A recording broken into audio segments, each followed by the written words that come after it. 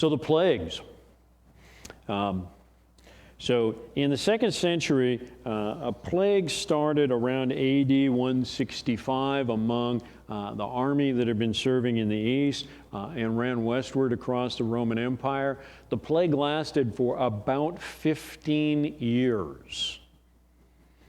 Not 15 months, 15 years. And it killed at least a quarter of the population of the Roman Empire. Not less than 1/10 of 1%, but more than 25%, perhaps more than 30%. It left many cities empty and abandoned because there were no longer people to fill them. It eventually killed the Emperor Marcus Aurelius. He died in Vienna of the plague. The most famous physician and accomplished physician of antiquity, not just of that age, but of the millennia, of any physician from more than a millennia ago, was a guy named Galen, who was in Rome at the time that the plague broke out there. He fled Rome for his country villa and waited for it to be over. He wrote extensively about the plague, about what happened, about the symptoms that people had, but he spent almost no time in the city and had very little contact with people who had the plague himself, even though he was the greatest physician of the age, because he was scared of it. It was almost certainly smallpox, but the plague was gigantic. The images up here, the bottom left is a 1869 painting, The Plague in Rome. It's very, it's got an angel of light and pointing into the door, go in here, to the angel of death who is headed into a household. You've got suffering people and dead people lying in the street, and you've got the big equestrian statue in the back that gives you a sense of what had been in the past, and that the great successes of the past suddenly have fallen prey to the scourge of this. And this is based on a story about Saint Sebastian. Then there appeared a good angel who commanded a bad angel armed with a pike to strike the houses, and each house had as many dead as the number of blows on the door. Anyway, the statue is Marcus Aurelius, by the way. Tremendous sense of terror. People did not understand germs. They just understood that the disease was fatal to many and that it was highly contagious, and no one understood how or how to protect themselves from it. So people fled from those who were who they thought were somehow infected or who might be. The guy at the lower right is Cyprian, the bishop of Carthage. There's a plague in the 3rd century between about 249 and 262 AD. So once again, a plague that lasted for more than a decade, with people dying for more than a decade. This plague, German measles maybe, but it might have been Ebola or something like that, a hemorrhagic fever. It's called Cyprian's plague by some because the bishop of Carthage, Cyprian, preached a series of sermons about it. And in the sermons which we have, he provided a detailed description of the symptoms, and that's the primary source today. This is a plague that moved from southeast to northwest across the empire, radiating out from Alexandria. The bishop of Alexandria said, "This immense city no longer contains as big a number of inhabitants, from infant children to those of extreme age, as it used to support of those described as hale old men. For those from 40 to 70, they were then so much more numerous that their total is not reached now, though we have counted and registered as entitled to the public food ration all those from ages 14 to 80. And those who look the youngest are now reckoned as equal in age to the oldest men of our earlier generation. So he says that of the men aged 40 to 70, the number of men that used to be in the city that were just in those age groups who were still healthy, older men, that there's not even that many people total in the city now because so many have died. That implies a death toll of at least 60% in the city of Alexandria. And that the population of the city probably dropped from about 500,000 to less than 200,000 through the course of the plague. In Athens, they reported 5,000 dead a day, which they had trouble removing the bodies. Cyprian said, how suitable, how necessary it is that this plague and pestilence, which seems horrible and deadly, searches out the justice of each and every one and examines the mind of the human race, whether the well care for the sick, whether relatives dutifully love their kinsmen as they should, whether masters show compassion for their ailing slaves, whether physicians do not desert the afflicted. Although this mortality had contributed nothing else, it has especially accomplished this for Christians and servants of God, that we have begun to gladly seek martyrdom while we are learning not to fear death. These are trying exercises for us, not deaths. They give to the mind the glory of fortitude. By contempt of death, they prepare for the crown.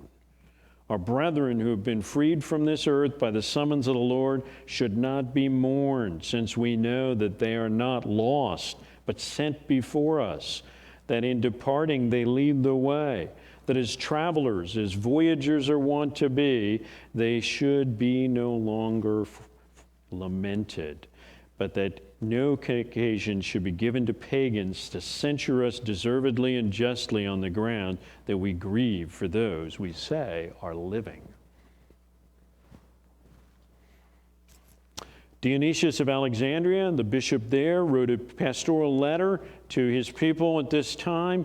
Among other things, he said, most of our brothers showed unbounded love and loyalty, never sparing themselves and thinking only of one another. Heedless of danger, they took charge of the sick, attending to their every need and ministering to them in Christ, and with them departed this life serenely happy.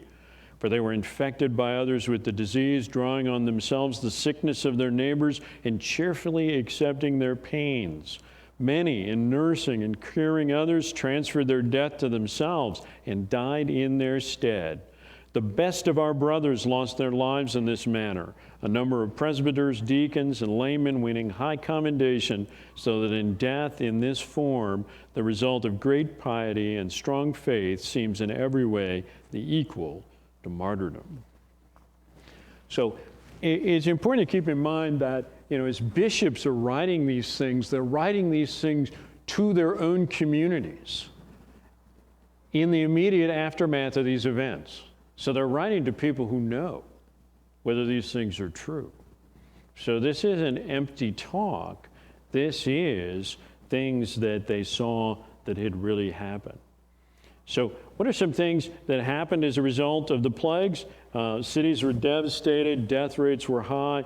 The plagues overwhelmed capacity to even remove the bodies in many cases. Quite a number of cities and towns were left empty and abandoned. The empire lost a significant part of its total population, and the Roman Empire had fewer people in it in AD 300 than it did in AD 100, with no loss of territory. Perhaps 20 or 30% fewer people. Christians helped people to understand what was happening and find comfort in those days.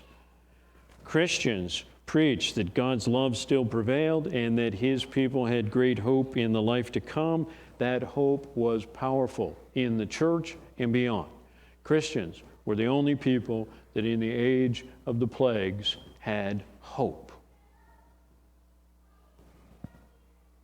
Christians survived at significantly higher rates from the plague because they cared for one another. They provided service to those in need. There was a social norm in the church. Newcomers were not treated as strangers, but welcomed. Less fear of death meant less constraint from helping. And Christians had much higher rates of survival than their pagan neighbors. The fact that Christians were willing to go take water and food to people who were ill and people who were suffering caused those people to be much more likely to survive. As a result, people who were Christians and people who knew Christians were much more likely to survive the plagues. And pagans saw that and thought Christians have some kind of immunity to this plague that we do not. And the Christian God actually protects their people in a way that the pagan gods do not. So this became a means by which many people were converted to the faith. And on the backside of the plague, many people were left without family, without connections. They were alone, and the church was the one institution that would serve them, that would help them, that would provide for them. The Bishop of Rome in AD 251, in the midst of the Second Great Plague, reported that the church in Rome was supporting 1,500 people, most of them widows and orphans.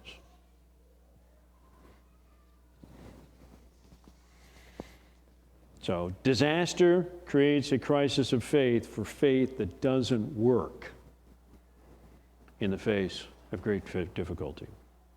Pagans believed that the plagues were the caprices of the gods, and hopefully it would eventually stop. But they offered no hope. They had no answers. There was no culture of service or mercy. Pagans believed that the thing that you needed to do when someone was infected by the plague was flee, get away from them, and leave them to die. Christians believed that those who were ill needed to be served, even at risk to myself, and did so. And so Christians lived at much higher rates, and those that Christians served survived at much higher rates. Pagans believed that there was no salvation, that there was nothing beyond this life, so that there was no point in risking yourself for anyone else. It was only you could lose. So Greek philosophy didn't provide any value to this. There was no way to explain what was happening and no useful answers. Philosophy, there's no sense of comfort there. There was merely a sense of this is all beyond our control.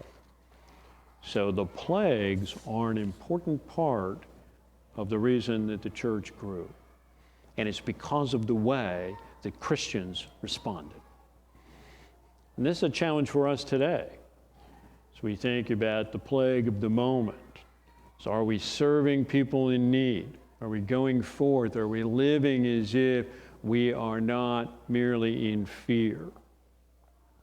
The churches that have basically closed their doors and sent their people home. My parents belonged to a church that had been closed for a year. They've been entirely online for a year. And they provide no services to the community because it's dangerous for the past year. That's not what the church is about. It's not the way we exist. If we're not going to serve the community, what's the point? If we're not going to serve the community in days of difficulty, why do we exist at all? What is our justification if we will not serve others in times of great difficulty and great need? And our heritage is that we are heirs to a commitment to serve those in need. So, this is why the clothing closet is open. This is why we're hosting guys to play basketball, because we need to serve those in need in these days. We need to pray for people. We need to be, wise and careful. Wear your seatbelt. And you're driving your car, okay. But we need to serve those who are in need. That's why we are here. And very lastly, one more slide. back to the point about persecutions. These are the persecutions of the Roman Empire, or the Roman era here, up to the point of the conversion of Constantine.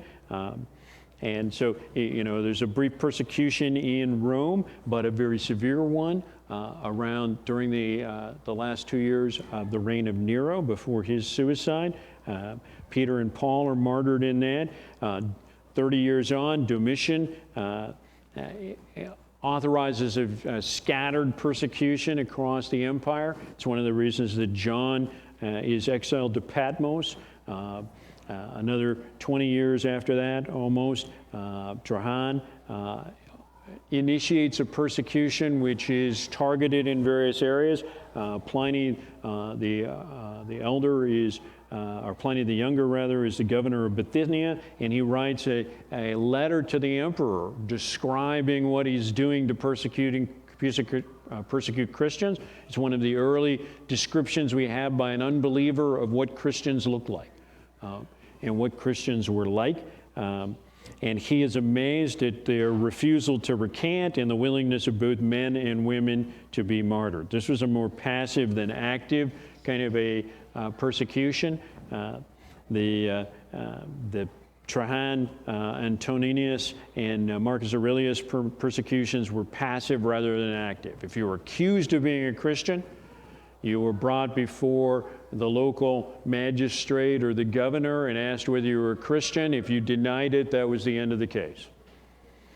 But if you agreed that you were a Christian, you were typically executed. So, but if you were not accused, you were not drawn before. But there is a famous martyr here from each one of those: Ignatius of Antioch and Polycarp of Smyrna, and then Justin Martyr in Rome. Decius, both Marcus Aurelius and Decius launched persecutions while there was a plague going on. And while Christians were the people who were actually serving people in need during the plague, and they were being actively persecuted by the government while they were doing so. Okay? It should not shock us to find ourselves persecuted by the government at the time when we are engaged in works of service. Okay? It's happened before, more than once. So Marcus Aurelius was the first of the emperors. Decius followed him in this, to believe that Christianity, the rise of Christianity, the spread of Christianity was destabilizing in the empire, and it was bad. Marcus Aurelius didn't understand what Christians were or what they believed, really. He just knew that it seemed socially destabilizing, and he was opposed to that. So he wasn't active in persecuting Christians. He just wanted it to stop. But he's dealing with war in Germany and plague across the empire. Decius is dealing with plague across the empire and wars. So the libellus was a certificate that people were required to get that said that they had offered sacrifices to the emperor, that they had proved that they had done pagan sacrifices. So Christians refused to get a libellus, and that led to persecution. And then Diocletian is the first real dictator. He ends the power-sharing arrangement with the Senate, and launches a mass persecution that hundreds of people are arrested and deported. The jails are overflowing. And this is a thing that sets the stage for the conversion of Constantine in AD 312. You have these persecutions from the time of Christ, the end of the apostolic era. You've got is the first persecution after the resurrection, some 30 years on, and it becomes both Peter and Paul are martyred in this time. And when we spend time talking about the apostles, many of the other apostles either were martyred shortly before that or shortly after that. It was an age of martyrdom for key leaders of the church. But there's a sequence of persecutions here under various emperors, and these are intermittent. And at the beginning, they tend to be scattered. That is, they tend to be focused in a few places, and in many other places, people are basically unaware that there's any persecution of Christians. But by the time of Marcus Aurelius, these become broader persecutions that occur in multiple places across the empire and are more consistent across many cities and many places. And it's important to keep in mind that one of the reasons why these persecutions are intermittent is at the beginning, the Roman Empire had a hard time taking Christianity very seriously. And the Romans mostly, the point of persecuting people at the beginning, certainly, for the Romans, the reason that Romans jailed people and executed people was primarily because they perceived political instability. People were trying to overturn the government, start a revolution, those kinds of threats. And this was Pontius Pilate's concern with respect to Jesus. Is this person destabilizing the society? Is he doing something that could cause these things to be overturned? This is why one of the accusations against Christians in the book of Acts is these are the people who have turned the world upside down.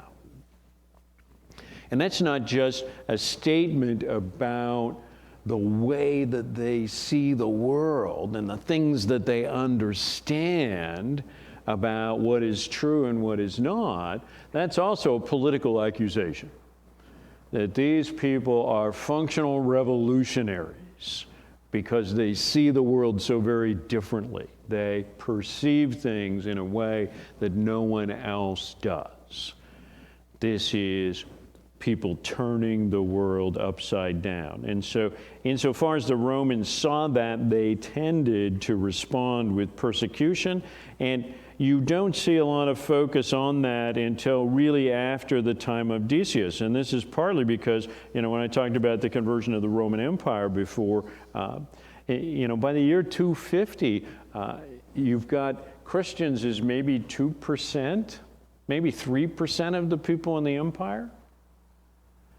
And that's not enough to matter very much. That's enough that people have started to become aware of Christianity. But that's not enough to change very much. But by the year 300, you're over 10%, maybe 12% of the people in the empire are Christians, and by that point, it matters. So by the time of Diocletian, he is seeing Christians as a genuine threat to the existence of the empire. And that's why you get mass arrests and deportations and the really strong measures that Diocletian takes in the persecution of 303 to 305. And of course, in 312, only a few years thereafter, and many Christians in the years 303 to 305, while Diocletian was engaged in this massive persecution, many Christians thought that this was indeed the end of the world, and that the Savior was going to return, that Jesus was going to come back, that everything was coming to an end. And of course, in 312, only a few years later, Constantine the emperor becomes a Christian.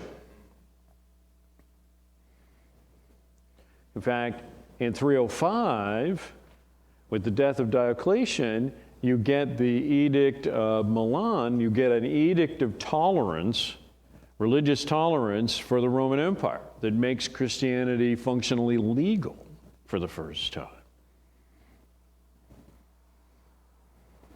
And 7 years later, the emperor himself is converted. So there are these moments of darkness, but sometimes they are on the verge of God doing something very great indeed. And part of the challenge that goes with these persecutions, by the way, is that Romans in general did not understand Christianity. They did not understand the things that Christians said and did and believed. Romans were, in general, by culture, they were pagans. And pagans believed in a pantheon of gods, that there were many gods. and that most of these gods were local to a place or were only occasionally interested in human beings, but that there were a multitude of gods. And so if you worshiped Caesar as a god, it was just one more thing. It wasn't to the exclusion of anything else. Pagans did not believe in any idea about one God. Some pagans believed that there was one God that was bigger than some of the others, that maybe Zeus was the head of the pantheon, but that didn't give Zeus control over all these other gods. They still did pretty much what they wanted and went where they wanted and pursued the agendas that they had. So Christianity's insistence on one God and no other, in the same way the Jews had long insisted on one God and no other, made relatively little sense to most Romans and most people in the empire. It was something that they just didn't understand. And because of this, Romans tended to call Christians atheists, because you don't believe in the pantheon of the gods. You don't believe in, Zeus, Hermes, Aphrodite. You don't believe in any of that. You're an atheist because you deny all the gods. And so there's a real lack of understanding of what it is that Christians believe and think. And rumors ran rampant in the early years of the church across the Roman Empire when Christians got together and said, this is my body, this is my blood, take, eat. When they did communion, other people in the Roman Empire, pagans, thought that Christians were cannibals. They're the guys that eat the body and the blood. I don't know what that's about, but that's cannibalism. And so these were the kinds of things that people said about Christians in the Roman Empire in this time, because there was a total lack of understanding of what is it that Christians believe and what is it that they do. So, but these are factors in thinking about the growth of the church across the 2nd and 3rd century. And these are things that were going on around Christians and that Christians were dealing with as they thought about their call.